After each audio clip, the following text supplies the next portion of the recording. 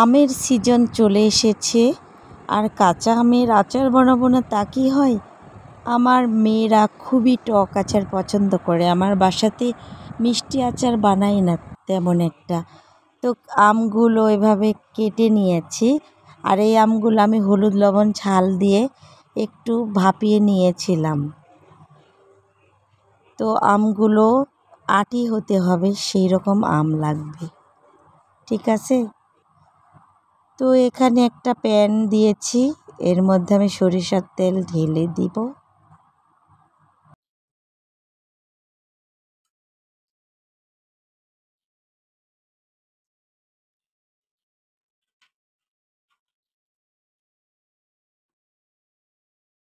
তেলগুলো গরম হয়ে গেছে, তখন আমগুলো দিয়ে দিলাম।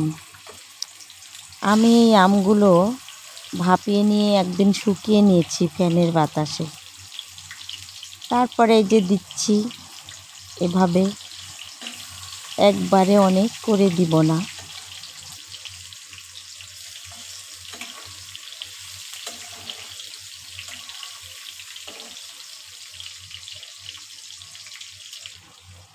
এখন আমি একটু লবণ দিয়ে দিলাম। লবণ দিয়েছিলাম আগেও। তারপরে একটু টক ব্যালেন্সের জন্য একটুখানি চিনি দিয়ে দিলাম। এখন নেড়ে চিড়ে নিব। তেলের মধ্যে দিলে আপনি সরাসরি কাঁচা আমেরও বানাতে পারবেন, কিন্তু আমি ভাপিয়ে নিয়েছিলাম, এমনিতেই অনেকগুলো ছিল তাই। তো এখন নেড়ে চেড়ে নেব।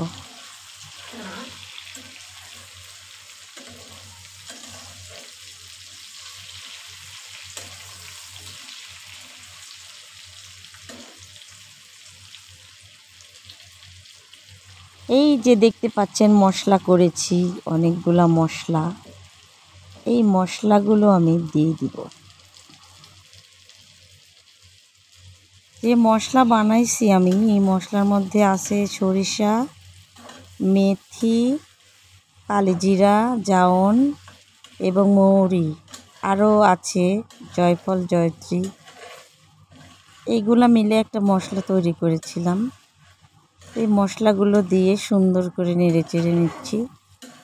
এই আমের আচার আপনি খিচুড়ি দিয়ে খেতে পারবেন, মানে খিচুড়ি দিয়ে সবচেয়ে বেশি ভালো লাগে, কারণ এগুলা হচ্ছে টক আচার। আর দেখুন কতটা লোভনীয় হয়েছে। আমার মেয়ের সবচেয়ে পছন্দের জিনিস এইটা। তো সবাই ভালো থাকবেন, আল্লাহ হাফেজ।